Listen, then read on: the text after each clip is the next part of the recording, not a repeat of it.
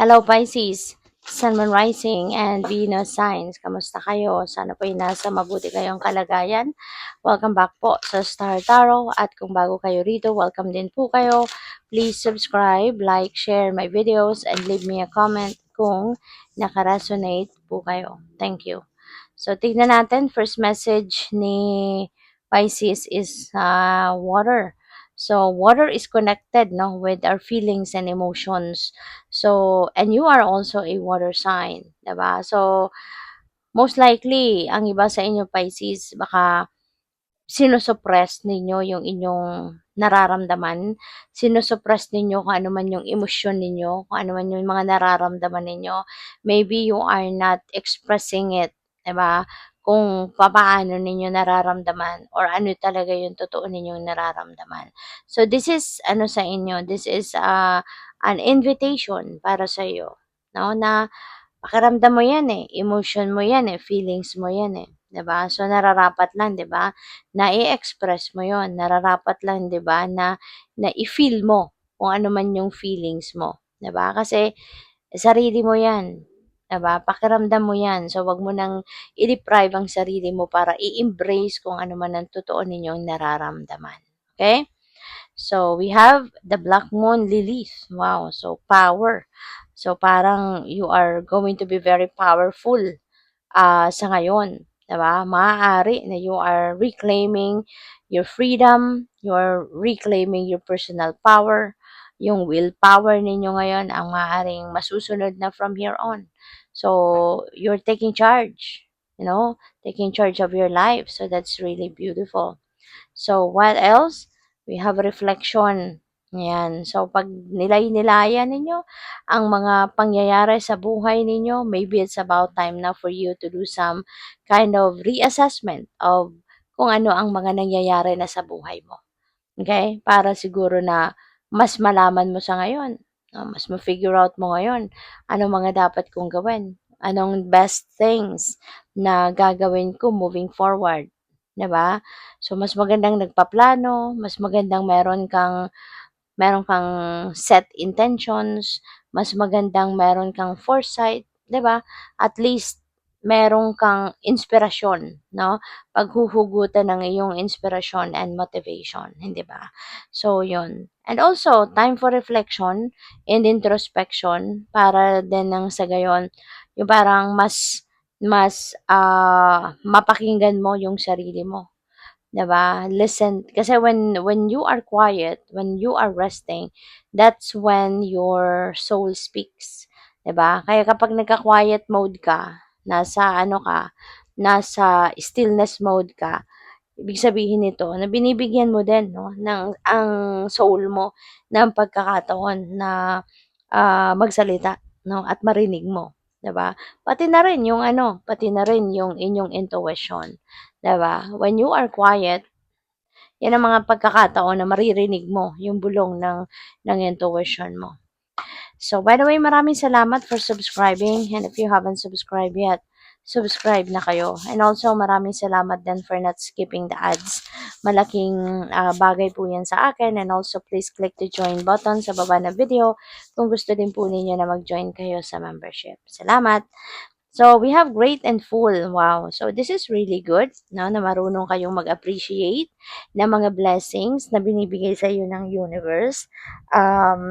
Maaari na maraming blessings, no, ang paparating or baka maraming blessings ngayon ang recently lang natanggap ninyo, no?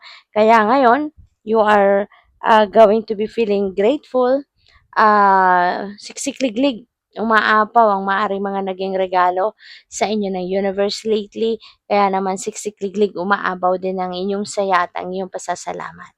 So, that's really beautiful na you know how to appreciate the blessings and also yung marunong kayong magpasalamat. Kasi mas maa-appreciate din yan, no, ng Divine Universe kung marunong kayong magpasalamat sa kanyang mga biyayang binigay sa iyo. At mas marami pa. Mas marami ka pang biyayang matatanggap, mas marami ka pang blessings, no, na matatanggap. So, we have a tall tale. Ayan. So, most likely, meron ditong mga siguro stories that you are going to hear, messages, pwedeng merong mga balita, pwedeng merong mga mensahe na matatanggap ka sa ngayon na maaaring may mga bahid ng ano, ng kasinungalingan, 'no?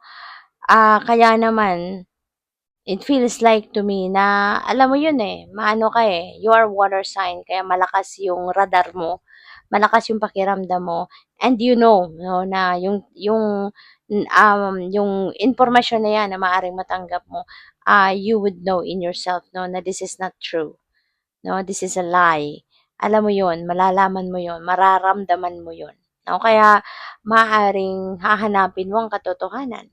Hindi ka dito basta-bastang maniniwala, 'no, sa kung ano man ang impormasyon na matatanggap mo, 'no? Kundi you are going to do something to verify it, you're going to do something para i-confirm ito, i-validate ito bago ka magtitiwala, 'no? So, what else?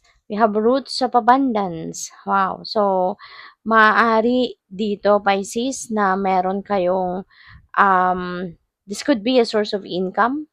You know, baka magkakaroon kayo ngayon ng panibagong income stream.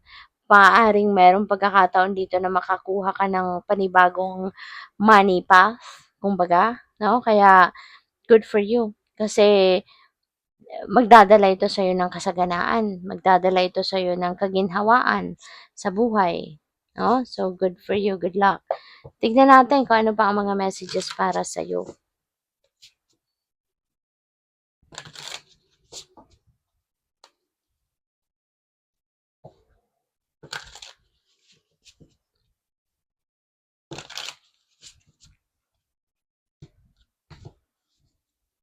So, we have Nine of Cups. Beautiful energy, Pisces.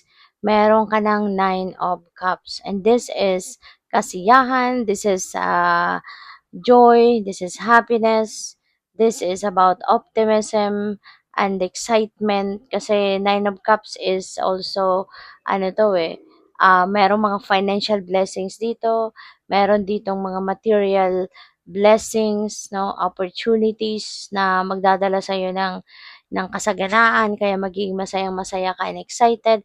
And also, wishes are coming true. No? Meron kayong mga wishes ngayon na mangyayari na, ibibigay na sa'yo ng Divine Universe. So, what else?